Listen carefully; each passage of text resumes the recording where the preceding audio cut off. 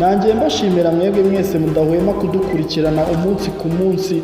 Umutagatifu twizihiza none tariki 5 Nzeli Ni Tereza w'i Kalikuta. Anyesi Gonxha Bojaxhin waje kuzitwa Tereza yavukiye muri Masedoniya ku ya 26 kwa munani mu 1910 mu muryango w'abakristo kandi wifashije. Nyina yakundaga gufasha abaturanyi b'abakene bazaga iwabo. Ibyo byatumye Anyesi akurana umutima ukunda abakene. Yize amashuri abanza n'ayisumbuye mu mujyi yavukiyemo. Ageze mu myaka 18 yinjiye mu muryango w'ababikira b'umubyeyi w'i Lorette, Congregation de cy'i de Notre Dame de Lorette. Ahita yoherezwa kuba mu kigo cy'i Kalikuta mu Buhinde, aho yabaye umurezi mu ishuri ry'abakobwa ryagengwaga n'umuryango wabo. Uwo murimo watumye abona ubukene bukabije bw'abatuye Kalikuta, abana bashonje bikabije, ibihumbi by'abantu batagira aho bikinga. Ari muri gari ya moshi mu nzira ajya mu mwiherero I Darjeeling, Tereza yumvise ijwi rya Yezu umusaba gushinga umuryango wita ku bakene b'abakene.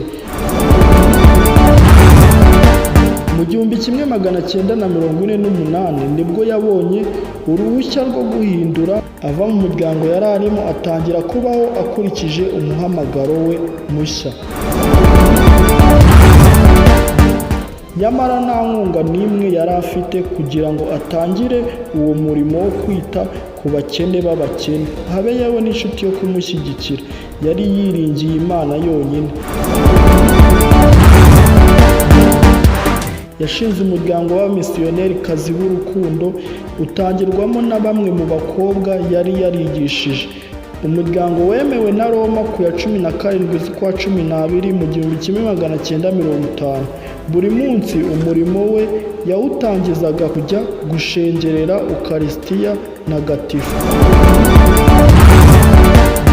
Ijambo mfite inyota Yezu yavugiye ku musaraba nibyo ryamuhoraga ku mutima, maze agahagurukana ibakwe n'urukundo akirukanka imihanda yose y'i Kalikuta n'ahandi ku isi ashakira Yezu mu mbabare n'indushyi, imfubyi, impinja zajugunywe, abana batawe kubera ubusembwa bwo ku mubiri cyangwa ubumuga bwo mu mutwe, abarara banyagirwa hanze, impumyi, ababembe.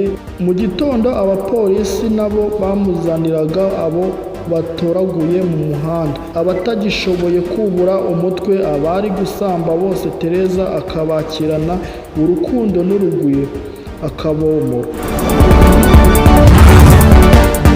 Yifuzaga ko abo bose babona ikimenyetso cy'urukundo rw'Imana bataranogoka. Yitabye Imana ku ya 5 z'ukwa 9 mu 1997, ashyirwa mu rwego rw'abahire ku ya 19 z'ukwa 10 mu 2003. Agirwa umutagatifu Tariki 4 Nzeli 2016. Umunsi mukuru we wizihizwa tariki ya 5 Nzeli buri mwaka. Mbonewe no kwifuriza abagize bazina babo batagatifu bagira umunsi mwiza.